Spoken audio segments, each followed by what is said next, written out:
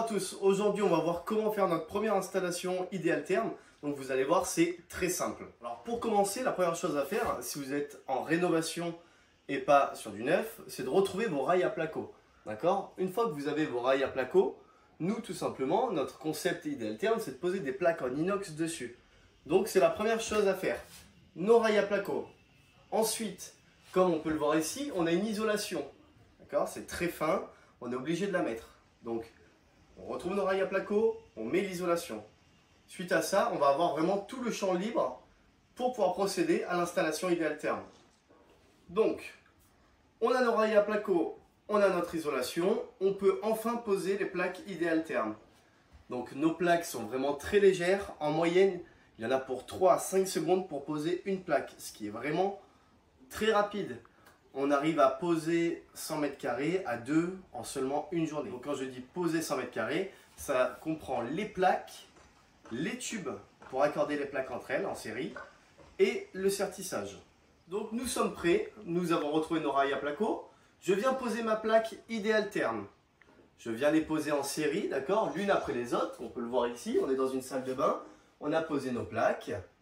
Deuxième étape, les connecter entre elles. Donc c'est simple, on vient mettre nos tubes d'un raccord à un autre. Pour ça, on a juste besoin d'un coup de tube, on coupe et on emboîte. Pareil, on en a pour 5 secondes par plaque, donc c'est vraiment très rapide. On a mis nos tubes, ensuite on vient les sertir.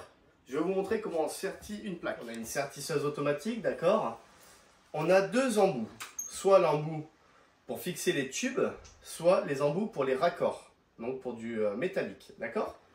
Donc première étape, une fois qu'on a coupé nos tubes, qu'on va les emboîter, première étape, on met l'embout spécial pour les tubes, hop, et on vient ici. On se cale ici, tout simplement, j'appuie sur le bouton et ça sertit, d'accord?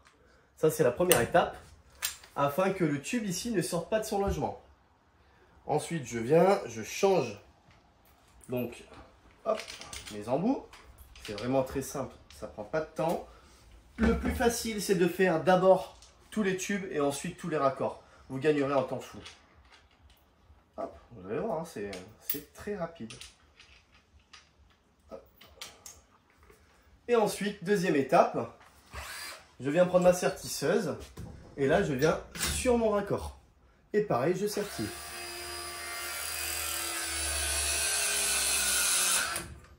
5 secondes. 5 secondes maximum. C'est vraiment très rapide encore une fois. Voilà, on a serti nos plaques. Elles sont toutes raccordées. On va passer à la prochaine étape. Donc prochaine étape, on a fixé nos plaques les unes après les autres. D'accord? On voit bien les tubes. Mais ces tubes, bien sûr, il faut un départ et un retour. Donc on part de notre collecteur pour arriver sur les plaques. D'accord? On branche tout en série, on revient, le retour au collecteur. Je vais vous montrer ça tout de suite. Alors, ici, nous avons notre collecteur. Tout simplement, c'est de là que partent les tubes dans nos plaques et reviennent dans nos plaques. Donc, on a notre départ, d'accord, le remplissage, la vidange. Notre départ est en rouge, le retour est en bleu. Très simple. Imaginons, je vais dans la chambre du fond, je prends mon tube, je le fais passer tout le long. Donc je fais passer mon tube, hop, ici, tout le long, jusqu'à mon départ. Encore une fois, on peut le voir, j'ai fait une boucle, je suis venu ici, j'ai traversé, je suis revenu, et ici, je retrouve mon retour. Encore une fois, je reviens, et je repars mon collecteur. C'est vraiment très simple. Un départ, un retour. Ici, on peut voir, on a 3 collecteurs. Donc la maison est quand même assez grande ici. Donc on a 2 collecteurs pour la partie du bas. Et pour l'extension, là où on est, nous avons une partie haute. Donc ça, c'est le collecteur du haut. Voilà. On avait quoi? Nos rails à placo à trouver, notre isolation. On pose nos plaques, on coupe les tubes, on relie les plaques, on sertit. Départ, retour au collecteur. C'est tout. C'est très rapide.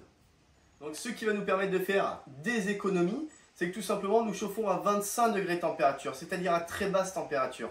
Nous sommes les seuls au monde à faire ça. D'accord? Et de plus, on peut faire aussi du rafraîchissement. C'est-à-dire qu'on peut abaisser la température par rapport à l'extérieur de 20 degrés. Nous sommes dans des régions chaudes. Il fait entre 43 et 42 degrés ici l'été. On n'a pas de mal à avoir 24 degrés dans la maison. Et ça, encore une fois, il n'y a que Idealtherm qui peut le proposer. Sans mouvement d'air et sans prolifération des bactéries. Donc, si vous avez aimé la vidéo, n'hésitez pas à la liker. Mettez un commentaire si vous avez des questions. Je serai vraiment ravi de répondre à toutes vos questions. Vous pouvez aussi nous retrouver sur le site internet. Vous avez notre numéro de téléphone en description pour répondre à toutes vos attentes. D'accord? Et une phrase de notre concepteur, le bonheur n'est bon que s'il est partagé. Alors partagez cette vidéo. Je vous remercie, à bientôt.